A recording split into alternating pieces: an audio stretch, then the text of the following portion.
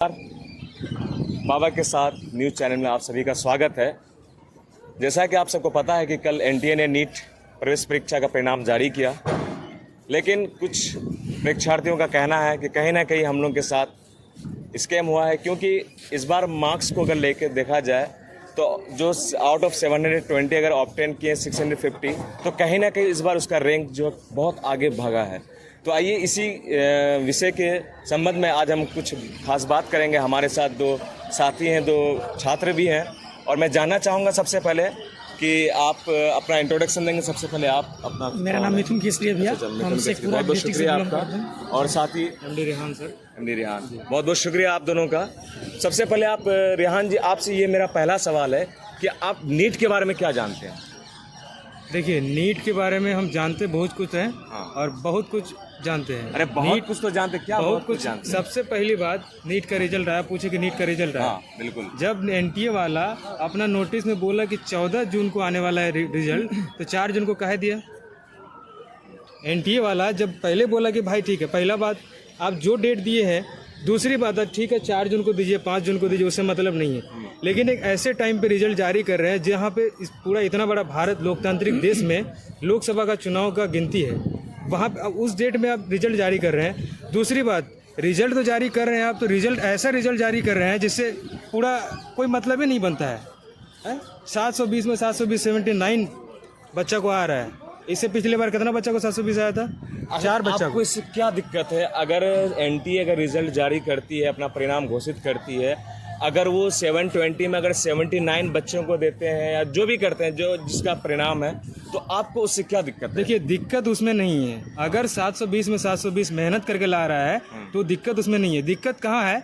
जब एक सेंटर से 7 बच्चा 8 बच्चा आपको एक ही सेंटर से, सेंटर एक ही है, अब वहाँ पे 7 बच्चा 8 बच्चा 720 सेम ला रहा है, तो क्या लग रहा है आपको? धांधली नहीं हुआ है?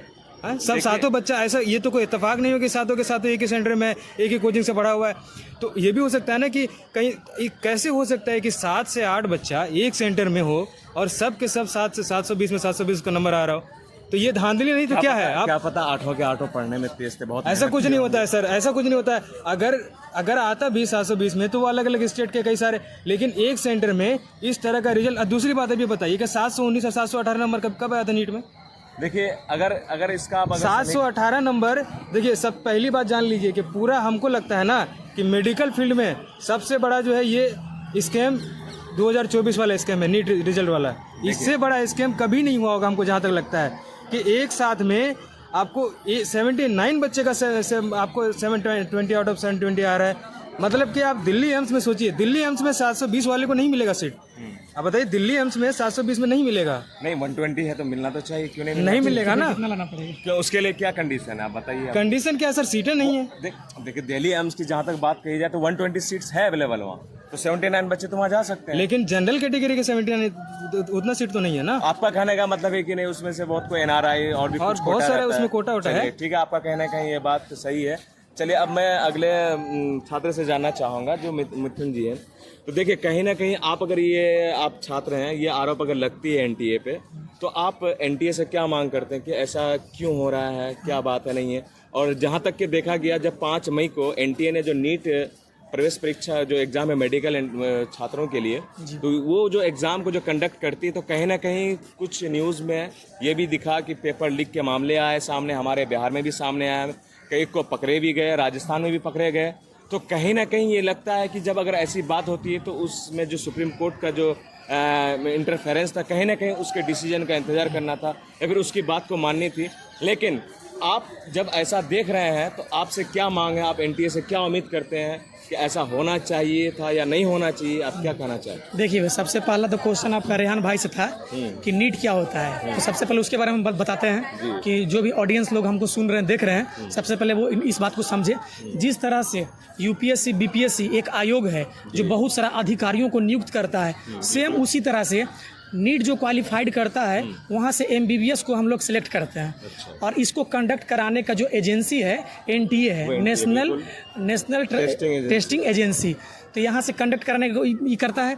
दूसरा नंबर, अब बात रह गया कि 2024 में जो धांधली हुआ उसके पक्ष में क्या है, न इसके बारे में बताना है। तो सबसे बड़ा बात ये है भैया अरे कहीं ना कहीं एक सवाल जो उठती है बार बार कि 17, 19 मार्क्स कैसे आती है, तो एनटीए ने तो क्लियरिफिकेशन अपना दे चुकी है कि ये मार्क्स जो है हम बच्चों को ग्रेस मार्क्स दिए हैं जो बच्चे लेट से जी आए थे या फिर लेट हो गए थे पेपर लेने में। लेट से आए थे तो 23 लाख लड़का में 2 ही 3 लड़का तो नहीं आए थे लेट से, और भी बहुत सारा लड़का था जो क्या लेट से पता आए आप थे। 2 ही को देख रहे हैं 719 और 718, क्या पता और लोगों को भी मिला हो। आप ये तो बता सकते हैं ना कि ठीक है कि लेट से आए थे, तो आपको कैसे पता चला कि 2 ही 3 लड़का स्टूडेंट जो है लेट से आया था, ये भी तो आप जवाब दीजिएगा ना। इसमें सुप्रीम कोर्ट जो है ये देखिए 2-3 बात इसमें है। सबसे पहला बात तो कि जिस दिन आपको लोकसभा का चुनाव का रिजल्ट आने वाला था उस दिन आप रिजल्ट कैसे घोषित कर दीजिएगा। 14 जून को रिजल्ट देने वाले थे और 4 जून को आप रिजल्ट घुसा देंगे साइड से, कहीं ना कहीं तो सेटिंग है। अगर वो डेडलाइन अगर अपना जारी करती है एनटीए कि नहीं हम 14 तारीख को अपने वेबसाइट में वो नोटिफिकेशन देता है, पूरे भारत के जो छात्र थे मेडिकल फील्ड से जुड़े हुए तैयारी कर रहे थे,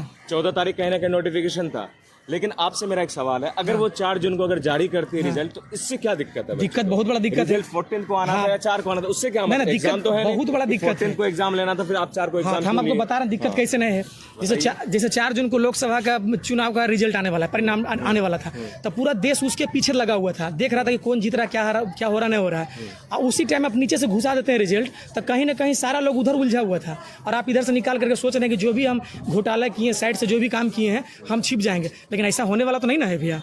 अगर ऐसा होता है, आप अगर ऐसा देख रहे होता हुआ जी, तो आप इसको लेकर सेंट्रल गवर्नमेंट से, भारत सरकार एनटीए से आप क्या कहना चाहेंगे? भारत सरकार से सबसे पहला मांग करते हैं कि सीबीआई जांच हो इस पे, ये बहुत सारा घोटाला वाला बात है। दूसरा नंबर, हर बार जो होता है 10 लड़का 15 लड़का ज़्यादा से ज़्यादा 20 लड़का ऑल इंडिया रैंक 1 आ सकता है, लेकिन आप 67 लड़का को कैसे ऑल इंडिया रैंक 1 कर दीजिएगा। दूसरी नंबर बात है, नंबर ऑफ सीट्स बढ़ाना चाहिए एम्स में। जब ज़्यादा स्टूडेंट का संख्या बढ़ रहा है, ठीक है इतना स्टूडेंट आ सकता है, ऑल इंडिया रैंक 1 आ सकता है, तो ठीक है नंबर ऑफ सीट्स बढ़ाइए। दूसरा नंबर है कि इतना लड़का अचानक कैसे आ जाएगा। अच्छा, एक ही सेंटर से 10-10 लड़का 12-12 लड़का ऑल इंडिया रैंक एक ही सेंटर से कैसे आ सकता है? हर चीज़ तो संभावना नहीं हो सकता है कि हो सकता है ऐसा होगा, हर जगह नहीं हो सकता ऐसा। दूसरा नंबर, और जहाँ तक एक मिनट और भी एक बात और, दूसरा नंबर जो है उपनाम जो होता है उसमें कम से कम 12 लड़का को ऐसा पाया गया, 12-15 लड़का को, कि उपनाम अपना सरनेम यूज नहीं किया है, और सब वही सब लड़का था जो ऑल इंडिया रैंक 1 आया था। तो कहीं ना कहीं तो सेटिंग है, नेशनल टेस्टिंग एजेंसी का सेटिंग है, बहुत बड़ा सेटिंग है। नई सेटिंग कैसे है? इसलिए हम भारत सरकार से मांग करते हैं कि सीबीआई जांच हो इसका। कहीं ना कहीं हम देख पा रहे हैं कि जो एनटीए के जो नीट मेडिकल प्रवेश परीक्षा के जो छात्र हैं, कहीं ना कहीं उनमें आक्रोश है, और यही वो डिमांड रखती है सेंट्रल गवर्नमेंट से हो या एनटीए से कि आप उस पर सीबीआई जांच करवाएं और जो हकीकत है आप सुप्रीम कोर्ट की बातों का पालन करें। और कहीं ना कहीं उसमें जो कमियां रही हैं आप उसको लोगों के बीच में लाइए। इसी के साथ आप सभी मेहमानों का फिर से मैं शुक्रिया अदा करता हूं, बहुत बहुत शुक्रिया। फिर मिलते हैं हम लोग अगले वीडियो।